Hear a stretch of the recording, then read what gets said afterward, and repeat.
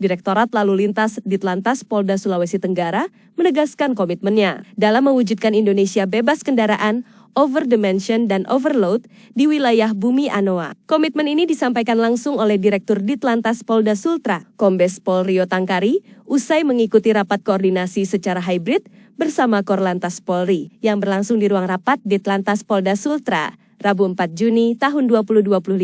Kegiatan tersebut juga dihadiri oleh stakeholder terkait, antara lain Kepala Jasa Raharja Sultra, Nur Akbar, Kepala BPTD Kelas 2, Sultra Husni Mubarak, perwakilan KSOP Kendari dan Dinas Perhubungan, serta jajaran Ditlantas Polda Sultra. Rapat tersebut merupakan bagian dari upaya konsolidasi menuju implementasi nasional program Korlantas Polri Indonesia Zero Overdimension Overload. Kombes Pol Rio mengungkapkan bahwa sepanjang tahun 2024 terjadi 1.619 kecelakaan lalu lintas di wilayah Sultra. Dari jumlah tersebut, 102 kecelakaan melibatkan kendaraan truk atau bus yang diduga kuat mengalami overdimension atau overloading. Menurutnya, sejumlah ruas jalan yang seharusnya dapat digunakan selama 10 tahun mengalami kerusakan hanya dalam waktu 2-3 tahun karena aktivitas kendaraan overdimension dan overloading yang tidak terkendali. Ya, ini menjadi concern kita bersama.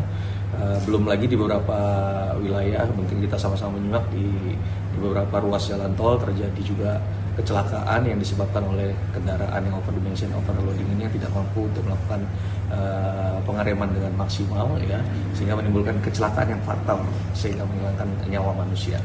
Ini menjadi concern kita bersama bahwa overdimension dan overloading ini harus kita sama-sama kita tekan seminimal mungkin, bahkan kita hilangkan, ya, karena banyak sekali akibat dampak-dampaknya yang ditimbulkan dari overdimension dan overloading.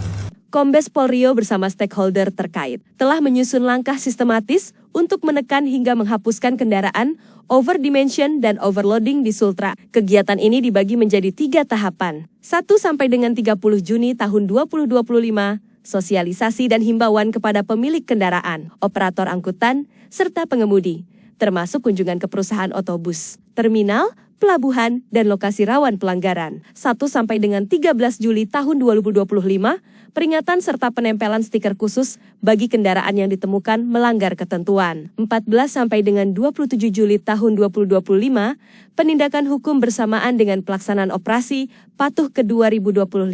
Perwira Polisi Pangkat 3 Bunga Melati Emas itu juga menegaskan bahwa pelanggaran overdimension dan overloading bukan sekadar pelanggaran lalu lintas biasa. Berdasarkan Undang-Undang Nomor 22 Tahun 2009 tentang Lalu Lintas dan Angkutan Jalan, overdimension termasuk kategori tindak pidana yang diatur dalam Pasal 277 dengan ancaman pidana 1 tahun penjara. Sementara itu, overloading merupakan pelanggaran lalu lintas sebagaimana diatur dalam Pasal ke-307.